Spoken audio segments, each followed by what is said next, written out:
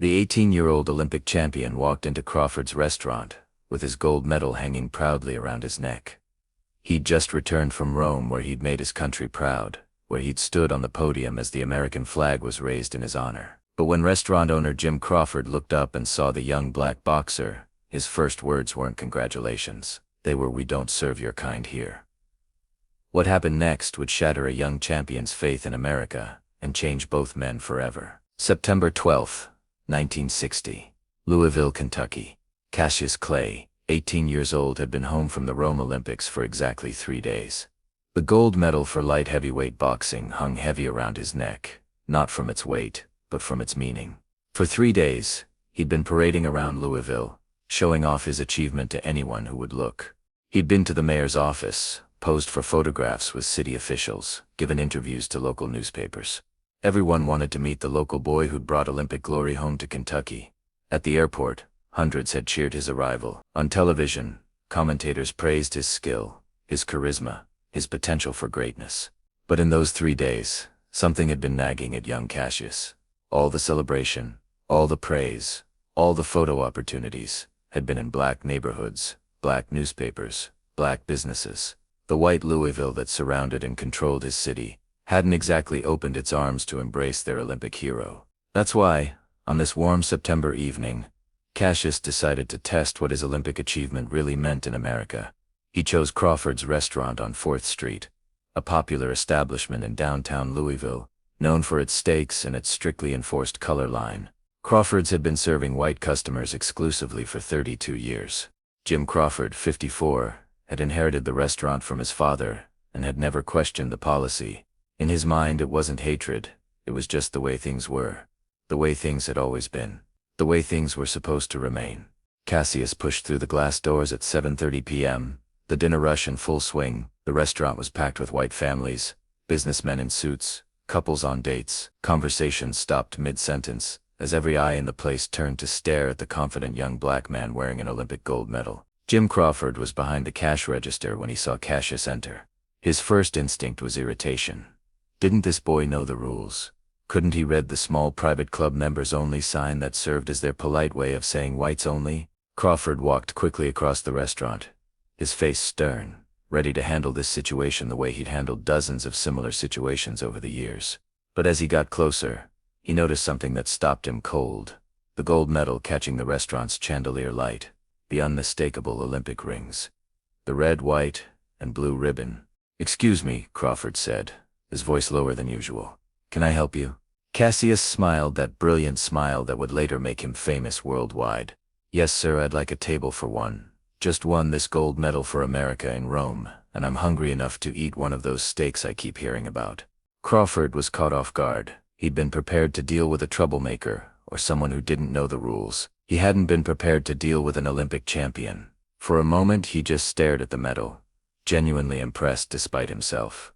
"That's quite an achievement," Crawford said carefully. "Rome Olympics, light heavyweight, right?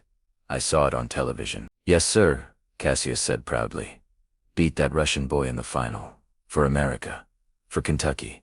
Thought I'd celebrate with a good American meal." The restaurant had gone completely quiet. Every customer was watching this unprecedented interaction. Crawford could feel the weight of their expectations. He looked at the medal again, then at the confident young man wearing it, then at his customers waiting to see how he would handle this situation. "Son," Crawford said finally, his voice struggling to maintain authority, "I appreciate what you've done for the country, I really do. But this is a private establishment. We have certain policies." Cassius's smile faded slightly. "What kind of policies?" "We serve members only, and membership is, well, it's complicated." "Complicated how?" Crawford shifted uncomfortably. "Look, son, you seem like a nice young man and what you've done is impressive. But we just can't serve you here. That's just how things are." Instead of leaving, instead of accepting the rejection that so many black Americans had learned to accept, Cassius did something unexpected. He reached up and lifted the Olympic medal over his head, holding it carefully in both hands. "Mr. Crawford," Cassius said, his voice carrying clearly through the silent restaurant, "do you know what this is? It's a gold medal. It's more than that. This medal means I'm the best light heavyweight boxer in the world. In the entire world. I beat fighters from Italy, from Russia, from Poland, from everywhere. And when I won this medal, do you know what flag they raised? Crawford didn't answer. The American flag. They played the American anthem. And when the crowd cheered, they were cheering for America. For the United States. For Kentucky. For Louisville. Cassius's voice was getting stronger, more passionate. I didn't win this medal for Black America or White America. I won it for America. Cassius walked to the nearest empty table and gently placed the medal on the white tablecloth. The gold caught the light, the Olympic rings clearly visible to everyone in the restaurant. 3 days ago, I was in Rome representing this country, standing on a platform while our flag was raised, listening to our anthem, making every American proud. Today, I can't even get a meal in my own hometown because of the color of my skin. The silence in Crawford's restaurant was absolute. Customers had stopped eating. Waitresses had stopped serving. Everyone was staring at the young champion and the medal sitting on the table. Crawford looked at the medal, then at Cassius, then at his customers. Many of them looked uncomfortable. Some were nodding slightly, as if agreeing with what Cassius had said.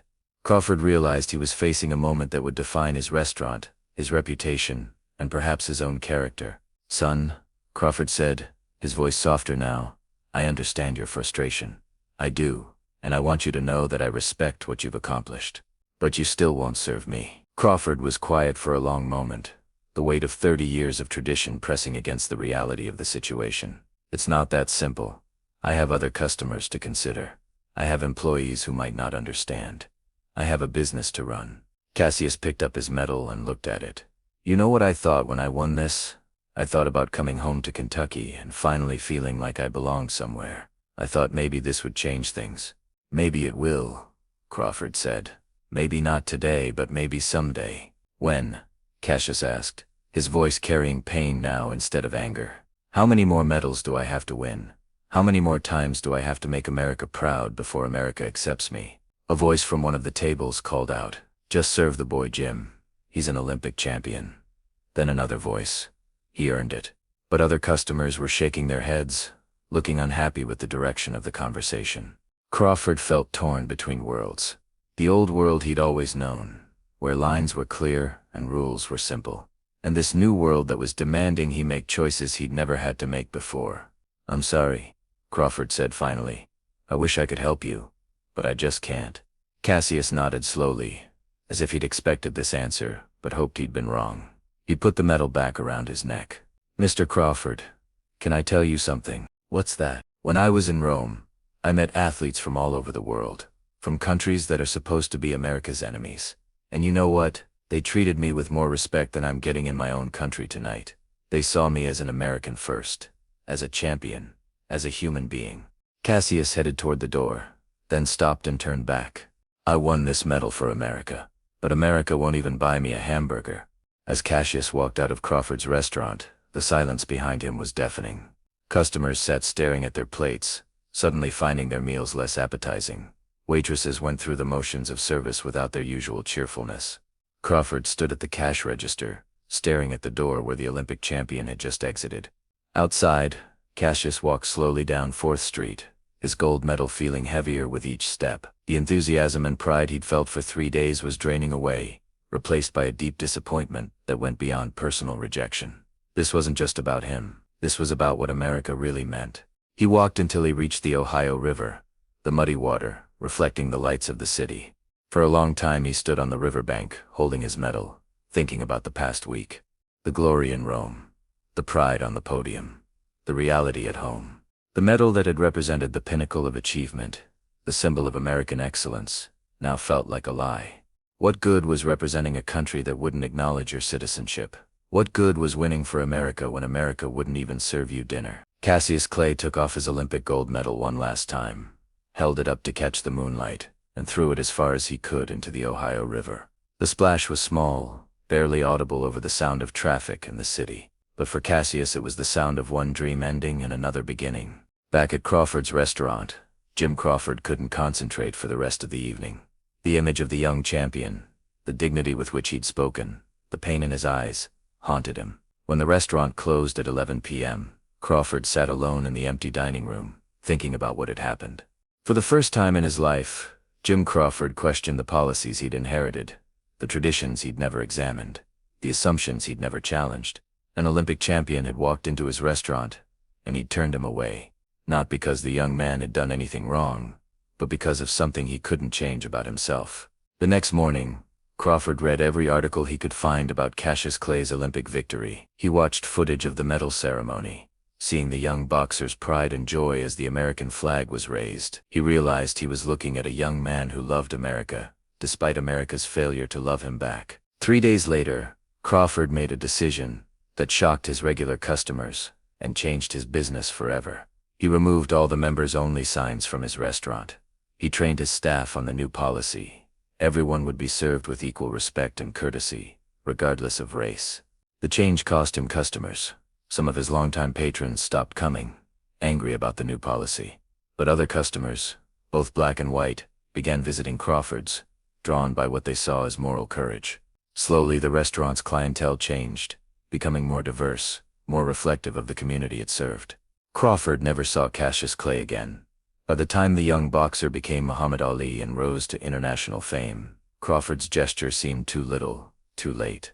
But Crawford continued to follow Ali's career, watching his fights, reading about his stands on civil rights in Vietnam, understanding more and more the magnitude of the young man he'd turned away.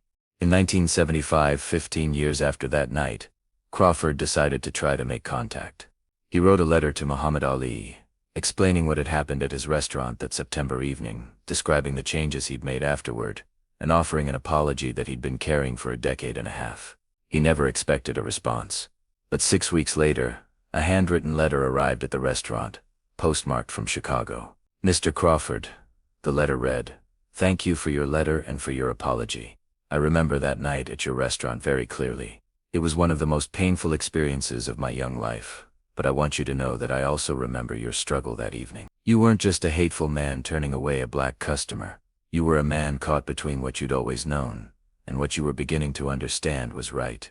The fact that you changed your restaurant, that you opened it to everyone, tells me that the man I spoke to that night was better than the policies he was following. That gives me hope. Muhammad Ali." Crawford framed that letter and hung it in his restaurant, where it remained until he retired in 1985. When he sold the business, he made sure the new owners understood the restaurant's commitment to serving everyone with dignity and respect. Crawford never spoke publicly about the incident until 1990, when a local newspaper was doing a feature on famous people who'd grown up in Louisville. During the interview, Crawford mentioned the encounter with Cassius Clay, calling it the most important night of his life. "I learned something that evening," Crawford said. "I learned that greatness doesn't have a color. That young man was an American hero, and I almost missed it because I was looking at his skin instead of his character. I regret that night, but I'm grateful it opened my eyes."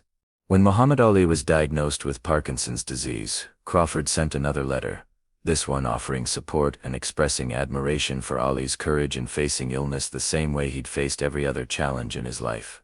The story of that September night in 1960 became part of Louisville folklore, though the details varied in different tellings. What remained constant was the image of a young Olympic champion, proud of his achievement and his country, learning that America wasn't yet ready to embrace all of its heroes equally. The gold medal that Cassius Clay threw into the Ohio River was never recovered, but in 1996, at the Atlanta Olympics, Muhammad Ali was given a replacement Olympic gold medal, 36 years after winning the original. When he held it aloft before lighting the Olympic flame, his hands trembling from Parkinson's, it represented not just athletic achievement, but the long journey toward the America that Cassius Clay had believed in that night at Crawford's restaurant. The young man who was turned away from dinner in 1960 had become the most famous athlete in the world. The restaurant that wouldn't serve him had become a symbol of change and redemption, and the country that had failed to embrace its Olympic champion had slowly, imperfectly, begun the long process of living up to the ideals that champion represented. Sometimes the greatest victories aren't won in boxing rings or on Olympic podiums. Sometimes they're won in small restaurants when people find the courage to change, in rivers where dreams are buried and reborn, and in letters exchanged between former adversaries who learned to see each other's humanity. The gold medal may have sunk to the bottom of the Ohio River, but the impact of that September night in 1960 rippled outward for decades, touching lives, changing policies, and reminding America that true greatness comes not from the victories we celebrate, but from the people we choose to become.